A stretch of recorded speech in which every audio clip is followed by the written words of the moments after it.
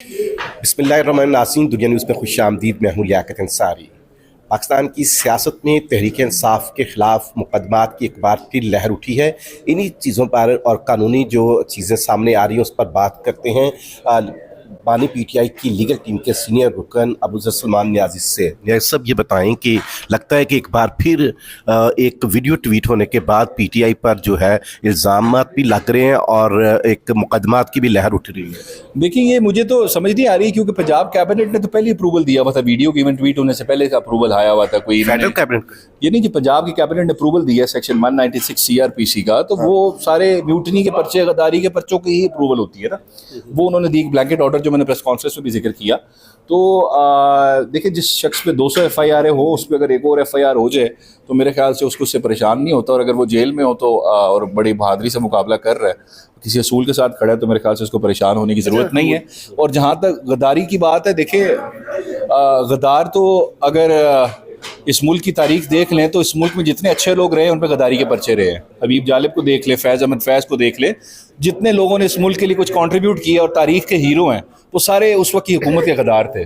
और इवन पाकिस्तान बनने से पहले भी जो फ्रीडम फाइटर्स थे, जो पाकिस्तान बनाना चाहते थे, ये गुलामी की जंजीरें तोड़ना चाहते थे, वो भी गद्दार थे। तो गद्दार तो हमेशा अच्छे लोग बने हैं। तो मेरे ख्याल से अगर हुकूमत आप पे गद्दारी का पर्चा बनाती है तो आपको इस पर फ़ख्र करना चाहिए, इस पर शर्मिंदा होने की ज़रूरत नहीं है। अच्छा, ये बताइएगा कि एक चीज़ जो चल रही है कि कुछ पार्टी के लोग जो हैं उस वीडियो ट्वीट से बिल्कुल ही डिसऑन कर रहे हैं, जिनमें बैरिस्टर गौहर हो गया, और कुछ कह रहे हैं कि अगर ट्वीट हो गई है तो उसमें गलत क्या है। देखें, बेसिकली ये एक सिंपल ट्वीट या वीडियो को देखना नहीं चाहिए।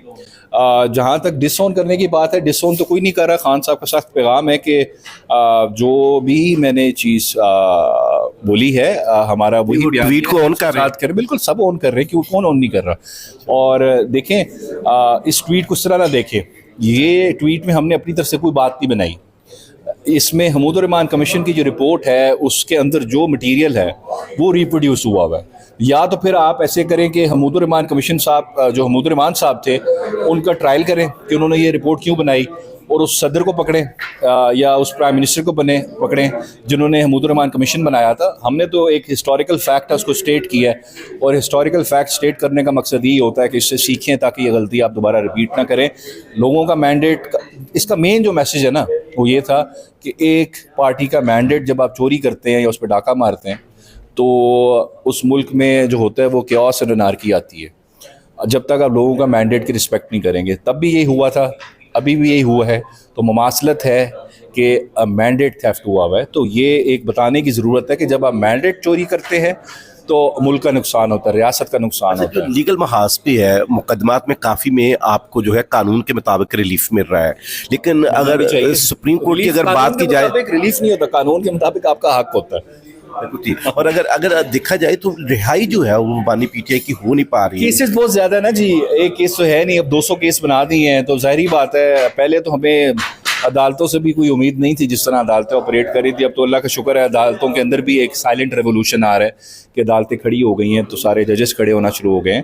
तो साइलेंट रेवोल्यूशन जो है ये अदलिया के अंदर है या चंद जज जो है वो खड़े हो गए? देखें, पहले तो लाहौर हाई कोर्ट के जस्टिस शायद जमील साहब ने रिज़ाइन किया, फिर 6 जजेस ने लेटर लिखा, फिर उसके बाद क्वेटा हाई कोर्ट से लेटर आया, पेशावर से आया, लाहौर से आया। तो ये तो पूरे मुल्क की तकरीबन मेजॉरिटी अदालतें, ऑलमोस्ट एवरी जज इज सेइंग कि इंटरफेरेंस है और हमें दबाया जा रहा है, हमसे मर्जी के फैसले लेने की कोशिश की जा रही है।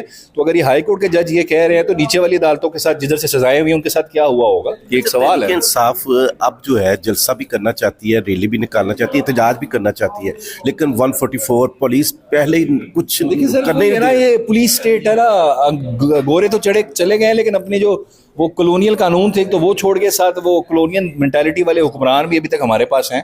तो गोरे चले गए, लेकिन ये लोग अभी बाकी हैं जो बादशाह समझते हैं अपने आप को। इस वजह से हमारे पास रास्ता है, अदालत जाएंगे, 144 इम्पोज करेंगे। थोड़ी हालात चेंज हो गए तो इंशाल्लाह प्रोटेस्ट तो होंगे वन वे और अदर वे। नवाज शरीफ मैदान में आ गए हैं, दोबारा सदर बन गए। देखिए, नवाज शरीफ साहब मैदान में पहले भी थे, जब उन्होंने इलेक्शन लड़ा दोनों सीटों से हारे, और उसके अलावा अभी भी वो मैदान में उनकी बेटी चीफ मिनिस्टर, उनका भाई प्राइम मिनिस्टर है। ये कहना कि अब मैं एक डिफरेंट नैरेटिव लेके आ रहा हूँ, तो ये तो किसी ने बात नहीं मानी। आपकी अपनी हुकूमत है, आपकी बेटी और भाई जिसमें चीफ मिनिस्टर नवाज शरीफ अब कोई बयानिया नहीं बेच पाएंगे। सर देखिए, बयानिया तब बिकता जब आपके पास बयानिया हो।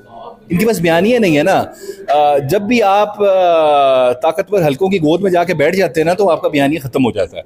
बयानिया उसका ही होता है जो कहता है आइन की बात करे, कानून की बात करे, जो लोगों में पॉपुलर हो, वो इरेलेवेंट होता है। ये इरेलेवेंट हो चुके हैं लोग, क्योंकि पास कोई बयानिया नहीं है, परफॉर्मेंस है नहीं, इकोनॉमिक परफॉर्मेंस टोटल कोलैप्स हो चुकी है, आपकी पॉलिटिकल परफॉर्मेंस जीरो है। अदालतों पे ये हमले कर रहे हैं, हर तरह का इन्होंने हथकंडा इस्तेमाल किया पीटीआई को दबाने के लिए, लेकिन सक्सेसफुल नहीं, क्योंकि बयानिया नहीं है।